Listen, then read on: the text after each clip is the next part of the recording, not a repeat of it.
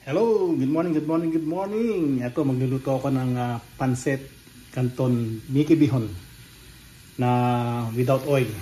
So, itong ingredient ko, first, pinrito ko itong chicken, kinanggalan ko lang yung skin without oil. Yan. Yan, isa sa mga ingredient. Cabbage, carrots, and zucchini. Binabad ko lang sa sodium bicarbonate ng 10 minutes para hindi ko natatanggalin yung balat ng carrots, balat ng zucchini. Tsaka ito, ilalagay ko na rin to, yung core ng cabbage. Ito kayo ng aking bihon, and then dalawang kanton. Tapos ito lang ang ano ko, ang sauce ko, vegetarian oyster sauce.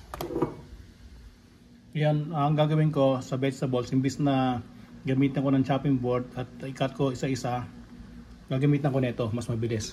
Ikot ko lang, tapos lagay ko dito yung vegetables, tapos yung babaksak dito, makikita nyo mamaya.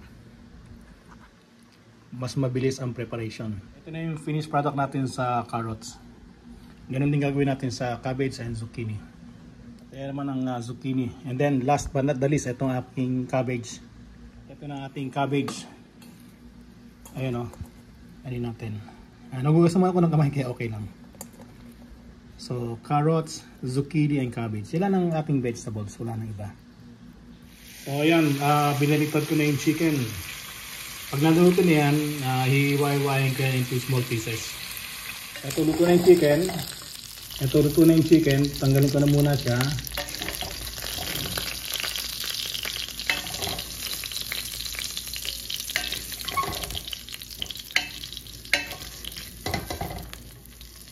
So ito, tanggal na yung chicken. Ito, hindi ko nahugasan to.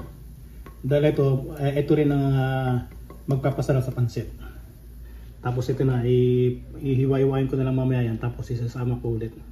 So dito tayo ngayon sa next procedure. Next procedure, itong bihon, hindi na natin ibababad sa tubig yan. Hahati-hatiin na natin ng ganyan yan. Ito, ihatiin ko pa rin to. Tapos ang susunod na, ipapatong natin yung kanton. Tapos ko na yung bihon, susunod natin yung kanton. Yan yung bihon sa ilalim, tapos ang kanton sa ibabaw. Yan. Tapos ilagay ang bihon at saka kanton. Ito naman, vegetarian oyster sauce.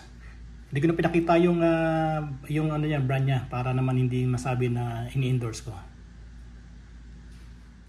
Lalagyan na natin yung vegetarian oyster sauce.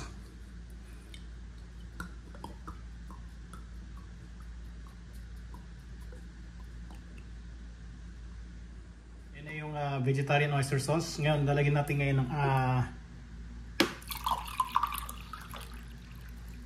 tubig.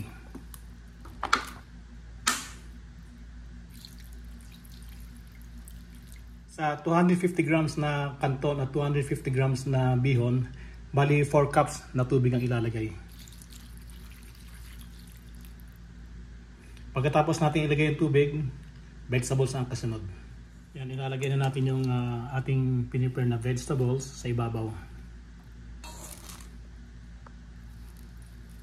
Pag nilagay na natin yung vegetables, takpan natin. Itong vapor valve dapat hindi nakaangat. So, nakasarado na yan. Ayun, nakasarado na. And then, lutuin na natin sa apoy. So, mag-start tayo medium fire. Medium tayo. In 20 minutes natin lulutuin to.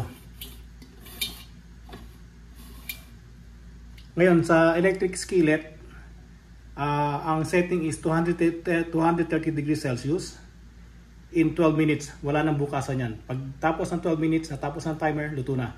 Ito naman in 20 minutes from medium fire to low, wala nang bukasan yan. Pag bukas ko, haluin na lang yan, luto na yan. So see you mamaya after 20 minutes. Ito na yung chopped chicken. Ilalagay ko na lang ito pag naluto na yung pancit. Dahil luto na rin ito eh. Yan, pag nag-activate na yung vapor valve, nagre-release na siya ng temperature. Kaya nilagay ko na sa low. Ayan, naka 20 minutes na ako. Actually 22 minutes. So tignan natin. Yun. Luto na yan. Haluin ko na lang. Sarap. Yun, haluin na lang yan. Yun o. Pansit Cook without oil. Sarap niyan. Tapos lalagay ko ng chicken. Yan ang chicken nilagay ko. Haluin ko na yan and then ready for budol fight. Ito na siya. Dahil ako ang nagluto, ako ang unang titikim. Tara, kain tayo. Ayun oh. Cook without oil. Pinagsama-sama ko na lahat. Ang vegetables saka yung mga bihon at kanton. Tikman natin.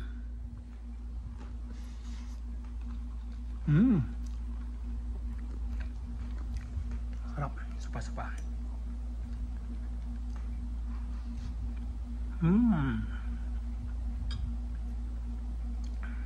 The best. Try nyo to. Pinagsama-sama ko na lahat. Wala nang gisa-gisa, walang mantika, tubig lang, and vegetables, vegetarian oyster sauce. The best. Yan ang luto sa Salad Master.